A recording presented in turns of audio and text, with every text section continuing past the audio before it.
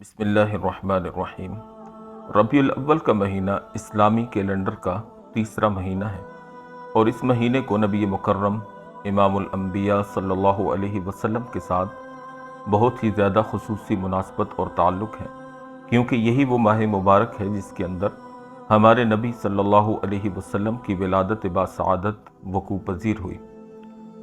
چنانچہ ہم آپ کے سامنے نبی کریم صلی اللہ علیہ وسلم کی یوم ولادت اور تاریخ ولادت کے حوالے سے علماء امت کے کچھ اقوال اور اس کی تحقیق پیش نظر کرتے ہیں۔ چنانچہ نبی کریم صلی اللہ علیہ وسلم واقع فیل کے 50 یا 55 روز کے بعد بتاریخ 8 ربیع الاول سوموار کے دن بمطابق ماہ اپریل 570 عیسوی میں مکہ مکرمہ میں صبح صادق کے وقت ابو طالب جو کہ آپ کے چچا تھے ان کے مکان پر پیدا ہوئے۔ مشہور یہ ہے کہ آپ صلی اللہ علیہ وسلم واقع فیل کے 50 روز بعد پیدا ہوئے، اور اسی کو علامہ سہیلی رحمہ اللہ نے اختیار فرمایا ہے، اور محمد بن علی سے یہ منقول ہے کہ 55 روز کے بعد پیدا ہوئے، اور علامہ جلال الدین سیوطی رحمۃ اللہ علیہ نے بھی اسی چیز کو اختیار کیا ہے۔ جمہور علماء کا قول یہی ہے کہ رسول اللہ صلی اللہ علیہ وسلم ماہ ربیع الاول میں پیدا ہوئے۔ علامہ ابن جوزی رحمہ اللہ نے اسی پر علماء کا اجماع اور اتفاق نقل کیا ہے۔ بعض کہتے ہیں کہ آپ صلی اللہ علیہ وسلم ربیع الاخر یعنی ربیع الثانی جس کو کہتے ہیں اس میں، اور بعض کہتے ہیں کہ سفر، اور بعض کہتے ہیں کہ رجب، اور بعض کے مطابق رمضان المبارک میں پیدا ہوئے، لیکن علماء نے ان تمام اقوال کو ضعیف قرار دیا ہے۔ حضرت عبداللہ بن عمر بن عاص رضی اللہ تعالی عنہ سے مروی ہے کہ حضور صلی اللہ علیہ وسلم کی ولادت سوموار کی صبح صادق کے طلوع کے وقت ہوئی۔ یہ روایت اگرچہ ضعیف الاسناد ہے، لیکن اس سے تمام روایات کے اندر جن میں دن اور رات دونوں کا ذکر ہے اس میں تطبیق اور توفیق ہو جاتی ہے۔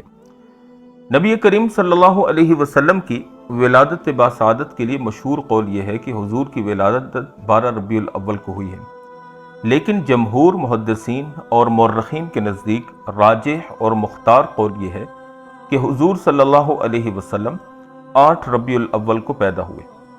حضرت عبداللہ بن عباس اور حضرت جبیر بن مطعم رضی اللہ تعالی عنہم سے بھی یہی منقول ہے، اور اسی قول کو علامہ قطب الدین قسطلانی رحمہ اللہ نے بھی اختیار کیا ہے۔ ہمارے اس دور کے اندر نبی کریم صلی اللہ علیہ وسلم کی ولادت کے لیے 12 ربیع الاول کی تاریخ مشہور ہے، لیکن مورخین، محدثین اور اسی طرح محققین کے نزدیک نبی مکرم صلی اللہ علیہ وسلم کی تاریخ ولادت 8 ربیع الاول ہی ہے۔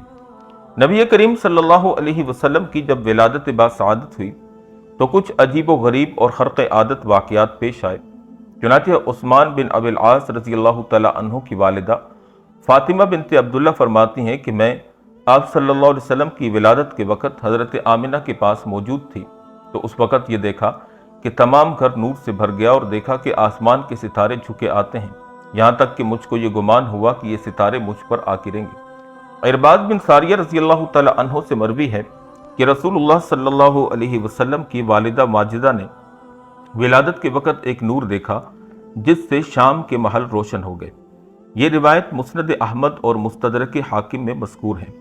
ابن حبان فرماتے ہیں کہ یہ روایت صحیح ہے، اور اس کے ہم معنی مسند امام احمد بن حنبل میں حضرت ابو امامہ رضی اللہ تعالی عنہ سے مروی ہے، اور ایک روایت میں ہے کہ بصرہ کے محل روشن ہو گئے۔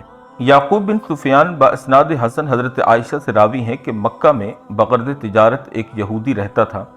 جس شب میں آپ صلی اللہ علیہ وسلم پیدا ہوئے تو مجلس میں قریش سے یہ دریافت کیا کہ کیا اس شب میں تمہارے ہاں کوئی لڑکا پیدا ہوا ہے؟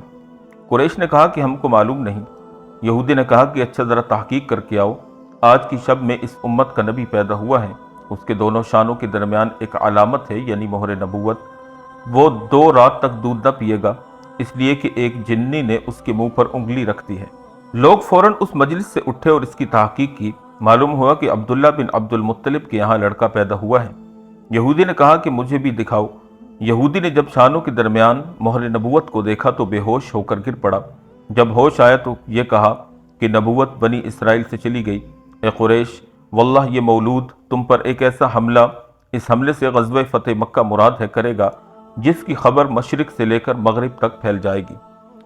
حافظ ابن عسقلانی رحمہ اللہ فرماتے ہیں کہ اس روایت کی سند حسن ہے اور اس واقعہ کے نظائر اور شواہد بہت ہیں جس کی شرح اور تفصیل تاریخ اور حدیث کی کتابوں کے اندر لکھی گئی ہیں۔ اسی شب میں یہ واقعہ بھی پیش آیا کہ ایوان کسریٰ یعنی ایران کے بادشاہ کے محل میں زلزلہ آیا، جس سے محل کے 14 کنگرے گر گئے اور فارس کا آتش کدہ جو 1000 سال سے مسلسل روشن تھا وہ بجھ گیا اور دریائے ساوا خشک ہو گیا۔ اور جب صبح ہوئی تو کسریٰ نہایت پریشان تھا، شاہانہ وقار اس کے اظہار سے مانع ہو رہا تھا۔ بالآخر وزراء اور ارکان دولت کو جمع کر کے دربار منعقد کیا۔ اثناء دربار ہی میں یہ خبر پہنچی کہ فارس کا آتش کدہ بجھ گیا ہے۔ کسریٰ کی پریشانی میں اور اضافہ ہو گیا۔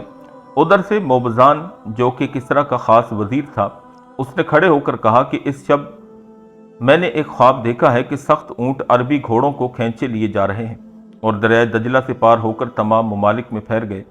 کسریٰ نے اپنے وزیر موبزان سے پوچھا کہ اس خواب کی کیا تعبیر ہے؟ موبزان نے کہا کہ شاید عرب کی طرف سے کوئی عظیم حادثہ پیش آئے گا۔ کسریٰ نے توثیق اور اطمینان کی غرض سے نعمان بن منظر کے نام ایک فرمان جاری کیا کہ کسی بڑے عالم کو میرے پاس بھیجو جو میرے سوالات کا جواب دے سکے۔ نعمان بن منظر نے ایک جہادیدہ عالم عبد المسیح غسانی کو روانہ کر دیا۔ عبد المسیح جب حاضر دربار ہوا تو بادشاہ نے کہا کہ جس چیز کو تم سے پوچھنا چاہتا ہوں کیا تم کو اس کا علم ہے؟ عبد المسیح نے کہا کہ آپ بیان فرمائے، اگر مجھے علم ہوگا تو بتلا دوں گا، ورنہ کسی جاننے والے کی طرف رہنمائی کر دوں گا۔ بادشاہ نے تمام واقعہ بیان کیا۔ عبد المسیح نے کہا کہ غالباً اس کی تحقیق میرے ماموں سطیح سے ہو سکے گی جو آج کل شام میں رہتے ہیں۔ کسریٰ نے عبد المسیح کو حکم دیا کہ تم خود اپنے ماموں سے اس کی تحقیق کر کے آؤ۔ عبد المسیح اپنے ماموں سطیح کے پاس پہنچا تو سطیح اس وقت نزا یعنی موت کی حالت میں تھا مگر ہوش ابھی باقی تھے۔ عبد المسیح نے سلام کیا اور تمام واقعہ بیان کیا اور کچھ اشعار پڑھے۔ سطیح نے جب عبد المسیح کو اشعار پڑھتے سنا تو عبد المسیح کی طرف متوجہ ہوا اور یہ کہا کہ عبد المسیح تیز اونٹ پر سوار ہو کر سطیح کے پاس پہنچا جبکہ وہ مرنے کے قریب ہے۔ تجھ کو بنی ساسان یعنی ایران کے بادشاہ نے محل کے زلزلہ اور آتش کدہ کے بجھ جانے اور موبزان کے خواب کی وجہ سے بھیجا ہے کہ سخت اور قوی اونٹ عربی گھوڑوں کو کھینچے لے جا رہے ہیں اور دجلہ سے پار ہو کر تمام دنیا میں پھیل گئے ہیں۔ اے عبد المسیح، خوب سن لو، جب کلام الہی کی تلاوت کثرت سے ہونے لگے اور صاحب عصا یعنی لاٹھی والا ظاہر ہو اور وادی سماوا رواں ہو جائے اور دریائے ساوا خشک ہو جائے اور فارس کی آگ بجھ جائے تو سطیح کے لیے شام شام نہ رہے گا۔ بنی ساسان یعنی ایران کے چند مرد اور چند عورتیں بقدر کنگروں کے بادشاہت کریں گے۔ جو شے آنے والی ہے وہ گویا کہ آ ہی گئی ہے۔ یہ کہتے ہی سطیح مر گیا۔ عبد المسیح واپس آیا اور کسریٰ سے یہ تمام ماجرا بیان کیا۔ کسریٰ نے یہ سن کر کہا کہ 14 سلطنتوں کے گزرنے کے لیے ایک زمانہ چاہیے، مگر زمانے کو گزرتے کیا دیر لگتی ہے۔ 10 سلطنتیں تو 4 ہی سال میں ختم ہو گئیں اور باقی کی 4 حضرت عثمان غنی رضی اللہ تعالیٰ عنہ کے زمانے خلافت میں ختم ہو گئیں۔ علامہ ابن سید الناس رحمہ اللہ نے اس تمام واقعہ کو اپنی کتاب عیون الاثر میں طویل سند کے ساتھ نقل کیا ہے۔ یہ کچھ عجیب و غریب اور خرق عادت واقعات تھے جو کہ نبی مکرم صلی اللہ علیہ وسلم کے دنیا میں آنے کی اللہ رب العالمین کی طرف سے نشانیوں کے طور پر ظاہر ہوئے، اور اہل عالم کے اوپر یہ بات واضح ہو گئی کہ اب دنیا کے اندر اس ہستی کا وجود پہنچ چکا ہے جو شخصیت پورے عالم کے اندر توحید کا پرچار کرے گی اور کفر اور شرک کی ظلمتوں کو مٹا کر توحید اور سنت کے نور سے تمام عالم کو روشن اور منور کرے گی۔ چنانچہ نبی کریم صلی اللہ علیہ وسلم کی ذات مبارکہ کا دنیا میں آنا یقیناً پورے عالم کی کفر، شرک اور ظلم و زیادتی کے اندھیروں کے اندر ایک امید کی کرن تھی جس نے آ کر انسانیت کو حقیقی معنی میں انسانیت سے روشناس کروایا اور اپنے رب اور خالق و مالک کی پہچان کروائی۔ اللہ رب العالمین ہمیں بھی نبی مکرم صلی اللہ علیہ وسلم کے مقام و مرتبہ کو سمجھ کر آپ کی کامل اطاعت نصیب فرما دے۔ اگر آپ کو یہ ویڈیو پسند آئی ہو تو ہمارے چینل کو سبسکرائب کر دیجئے گا، لائک اور شیئر بھی کیجئے گا اور کمنٹ سیکشن میں اپنی رائے کا اظہار بھی ضرور کر دیجئے گا۔ اللہ پاک ہم سب کا حامی و ناصر ہو۔